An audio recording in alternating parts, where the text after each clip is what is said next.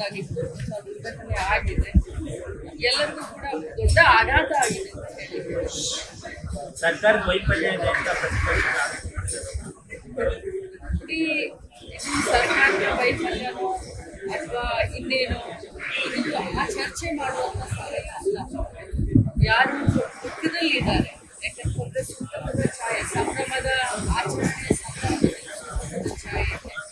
ಇದರಲ್ಲಿ ರಾಜಕಾರಣ ಮಾಡದೆ ವಿರೋಧ ಪಕ್ಷದವರಾಗಿರ್ಬೋದು ಅಥವಾ ಸರ್ಕಾರದಲ್ಲಿದ್ದವರಾಗಿರ್ಬೋದು ಇಬ್ಬರು ಸೇರ್ಕೊಂಡು ರಾಜ್ಯದ ಜನತೆಗೆ ಯಾರು ದುಃಖದಲ್ಲಿದ್ದಾರೆ ಆ ಕುಟುಂಬಕ್ಕೆ ಸಾಂತ್ವನ ಹೇಳುವಂತ ಕೆಲಸ, ನ್ಯಾಯವನ್ನ ಕೊಡುವಂತ ಕೆಲಸವನ್ನ ಮಾಡ್ಬೇಕಾಗಿರುವಂತ ಟೈಮೇ ಹೊರತಾಗಿ ಇದರಲ್ಲಿ ರಾಜಕೀಯ ಬೇಳೆಯನ್ನ ಬೇಯಿಸಿಕೊಳ್ಳುವಂತ ಟೈಮ್ ಅಲ್ಲ ಇದು.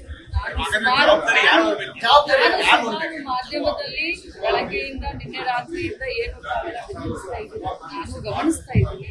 ನಿಜವಾಗ್ಲೂ ನಿಮಗೆ ಎಷ್ಟು ಇದ್ರ ಬಗ್ಗೆ ಜವಾಬ್ದಾರಿ ಇದೆಯೋ ನಮಗೂ ಅಷ್ಟೇ ಕಾಳಜಿ ಕಳಕಳಿ ಜವಾಬ್ದಾರಿ ಇದೆ. ಇದನ್ನ ಯಾರು ಹೊರಬೇಕು, ಏನ್ ಮಾಡ್ಬೇಕು ಅನ್ನೋದಕ್ಕಿಂತ ಘಟನೆ ನಡೆದು ಹೋಗ್ಬಿಟ್ಟಿದೆ. ಘಟನೆಯನ್ನ ನೀವು ಹೇಳ್ದಾಗೆ ಮುಂಜಾಗ್ರತೆ ಕ್ರಮ ತೆಗೆದುಕೊಂಡು ಸರಿ ಮಾಡ್ಬೋದಾಗಿತ್ತು, ಮತ್ತೊಂದು ಮಾಡ್ಬೋದಾಗಿತ್ತು, ಅದು ಬೇರೆ ವಿಚಾರ. ಈ ಘಟನೆ ನಡೆದು ಹೋಗ್ಬಿಟ್ಟಿದೆ.